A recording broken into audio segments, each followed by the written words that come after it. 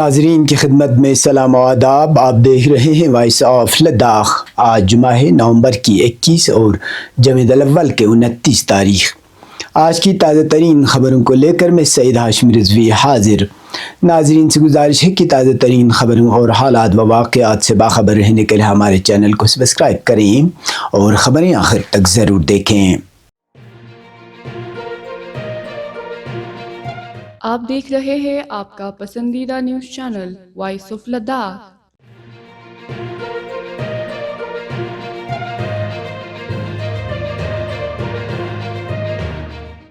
محکمہ فشریز کرگل کی جانب سے آج Baimathang Kargil tourist facilitation centre میں عالمی فشریز ڈے نہایت جوش و خروش کے ساتھ منایا گیا. اس موقع پر چیف ایگزیکٹو کونسلر لداخ پہاڑی ترقیاتی کونسل کرگل ڈاکٹر جعفر آخوند نے بطور مہمان خصوصی شرکت کی اور تقریب کی اہمیت کو اجاگر کیا. تقریب میں executive councillor Kacho Mohammad Feroz, executive councillor Zakir Hussain, deputy commissioner Kargil Rakesh Kumar, additional deputy commissioner Imtiaz Kacho, counsellor شرگول محمد جاوید سمیت مختلف محکمہ فشریز کے افسران اور مچھلی پالنے والے سے وابستہ متعدد افراد نے شرکت کی. مہمان خصوصی ڈاکٹر جعفر آخوند نے اپنے خطاب میں کہا کہ فشریز سیکٹر کو فروغ دینے سے ضلع کی معیشت میں نمایاں اضافہ ہوگا اور روزگار کے نئے مواقع پیدا ہوں گے. انہوں نے محکمہ فشریز کی اسکیموں کو نوجوانوں کے لیے سنہری موقع قرار دیا اور کہا کہ مچھلی پالنے والے یونٹ مستقبل میں کرگل کے معاشی ڈھانچے کو مضبوط بنانے میں اہم کردار ادا کر سکتے ہیں.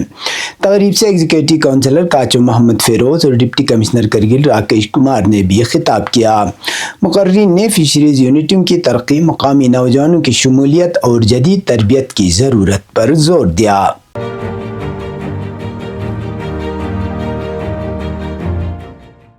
کرگل سب آرڈینیٹ سروس ریکروٹمنٹ بورڈ کے تحت اتوار 23 نومبر کو ہونے والے تحریری امتحانات کے سلسلے میں آج ایڈیشنل ڈپٹی کمشنر کرگل امتیاز کاچو نے ایک اہم پریس بریفنگ دی. انہوں نے امتحانات کی تیاریوں، سیکیورٹی اور امیدواروں کی سہولت سے متعلق انتظامات کی تفصیلات میڈیا کے سامنے پیش کیں. اے ڈی سی کرگل نے بتایا کہ مختلف سرکاری محکمہ جات میں خالی آسامیوں کو پر کرنے کے لیے تعلیم یافتہ اور بے روزگار نوجوانوں کا تحریری امتحان منعقد کیا جا رہا ہے، جس کے تمام انتظامات کو حتمی شکل دے دی گئی ہے. یہ امتحان صرف 12ویں جماعت کے امیدواروں کے لیے مخصوص ہے اور اسے ضلع کرگل کے مختلف مقامات بشمول قصبہ کرگل اور زنسکار میں قائم کیے گئے مراکز میں لیا جائے گا.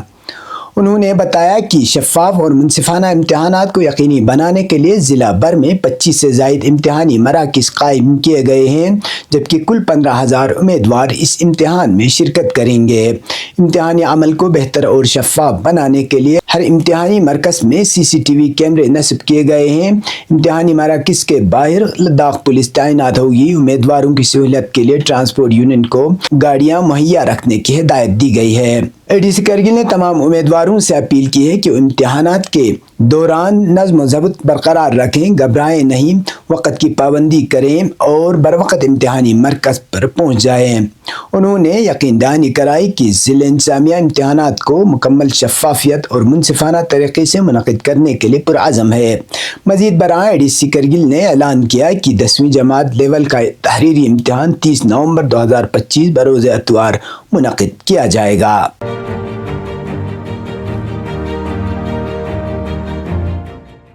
جب بات ہو گاڑی کی پرفارمنس کی تو سمجھے بات ہے طاقت کی، اور طاقت کا دوسرا نام ہے ایمران بیٹریز. چاہے سردی ہو یا گرمی، لمبا سفر ہو یا مشکل راستہ، لداخ جیسے سرد علاقے میں ایمران دے گا ہر لمحہ بھرپور power.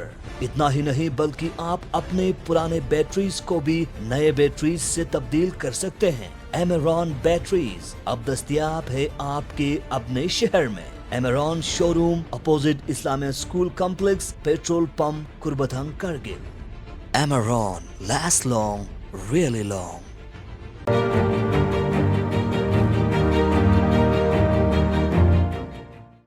Chief secretary Ladakh doctor Pawan Kotwal نے جمعرات کو زوجلا ٹنل کے ایسٹرن پورٹل کا دورہ کر کے منصوبے کے پیش رفت کا جائزہ لیا۔ ان کے ہمراہ ایس ڈی ایم دراز وشال اتری بھی موجود تھے۔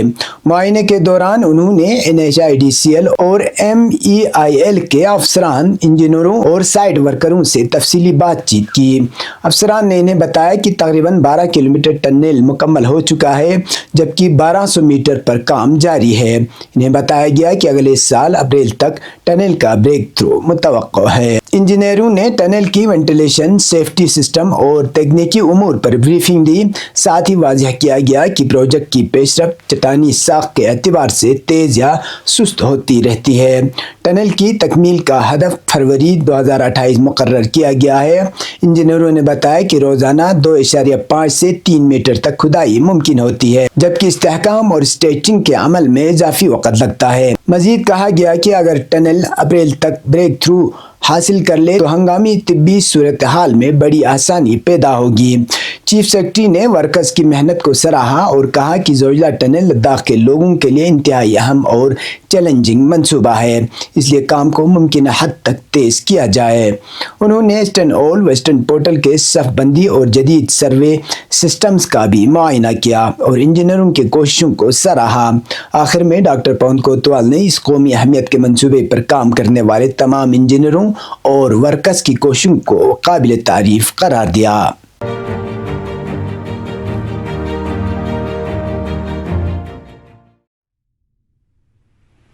بسم اللہ الرحمن الرحیم۔ جموں کشمیر و لداخ کا سب سے شاندار پرائیویٹ ہاسٹل، جہاں کا ہاسٹل کمپلیکس شاہراہ سے صرف 500 میٹر دور ہرے بھرے ماحول میں 7 کنال رقبہ موجود ہیں، جہاں پر ٹھہرے ہوئے بچے شہر جموں کے بہترین پرائیویٹ ادارے مثلاً don't international school, Khuda Bakhsh public school, JP world school, SP smart public school اور مائر اسکول وغیرہ میں ایڈمیشن لے سکتے ہیں۔ لہٰذا والدین سے گزارش ہے متحری ایجوکیشنل سوسائٹی کے وساطات سے چلائے جانے والے اس بہترین ہاسٹل میں اپنے عزیز بچوں کو 5ویں کلاس سے لے کے 8ویں کلاس میں داخلہ دے کر ہمیں خدمت کرنے کا موقع دیں۔ مزید تفصیل اور ایڈمیشن پروسیس کے لیے MES آفس امام خمینی ٹاور کارگل یا مندرجہ ذیل ٹیلی فون نمبر پر رابطہ قائم کر سکتے ہیں۔ ایڈمیشن فارم کی لاسٹ ڈیٹ اب 30 نومبر تک ایکسٹینڈ ہو گئی ہے۔ فارم MES آفس کارگل یا وارڈن آفس رائکا جموں بٹھنڈی سے حاصل ہو سکتے ہیں۔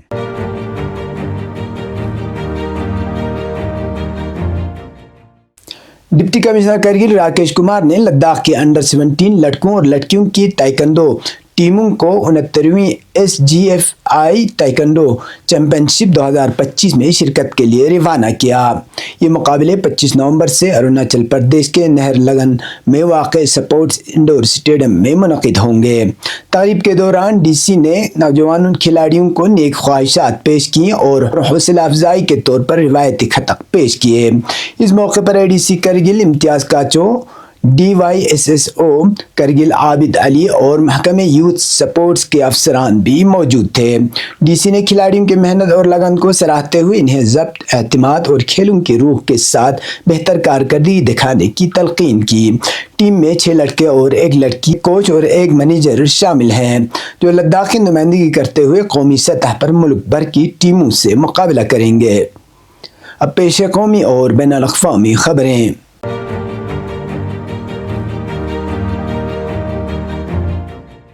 آج صبح سویرے بھارت، پڑوسی ملک بنگلہ دیش اور پاکستان میں زمین ہل گئی۔ ایک طاقتور زلزلے نے مغربی بنگال کے علاقے کو ہلا کر رکھ دیا۔ آج جمعے کی صبح مغربی بنگال کے کئی اضلاع میں زلزلے کے جھٹکے محسوس کیے گئے۔ بھارت میں اس زلزلے کا مرکز بنگلہ دیش تھا۔ یہ زلزلہ بنگلہ دیش کے شہر دورشال میں آیا۔ ریکٹر سکیل پر اس زلزلے کی شدت 5.2 تھی۔ فی الحال کسی نقصان کی اطلاع نہیں ہے۔ بنگلہ دیش کے شہر دورشال 5.2 شدت کا زلزلہ آیا۔ اس کا اثر مغربی بنگال، کولکتہ اور شمال مشرق میں محسوس کیا گیا۔ ابھی تک کسی نقصان کی اطلاع نہیں ہے۔ اس سے قبل آج جمعے کی صبح پاکستان میں بھی زلزلہ آیا۔ در حقیقت بنگلہ دیش کے دارالحکومت ڈھاکہ کے قریب دورشال سے ٹکرانے والے اس زلزلے کا اثر مغربی بنگال سمیت پورے شمال مشرق میں محسوس کیا گیا۔ کولکتہ سمیت پورے شمال مشرق اور مغربی بنگال کے کئی اضلاع میں زلزلے کے جھٹکے محسوس کیے گئے۔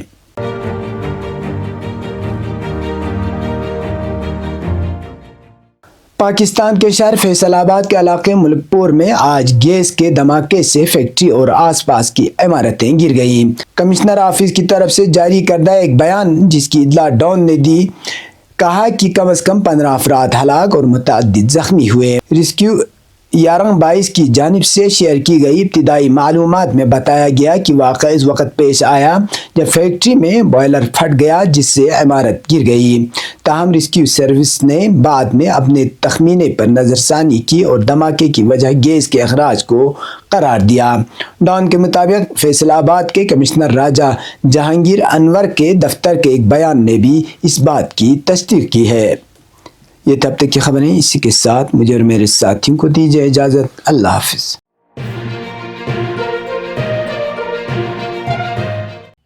مقامی، قومی اور بین الاقوامی خبروں سے باخبر رہنے کے لیے چینل کو لائک، شیئر اور سبسکرائب کریں، ساتھ ہی بیل آئیکن دبانا نہ بھولیں۔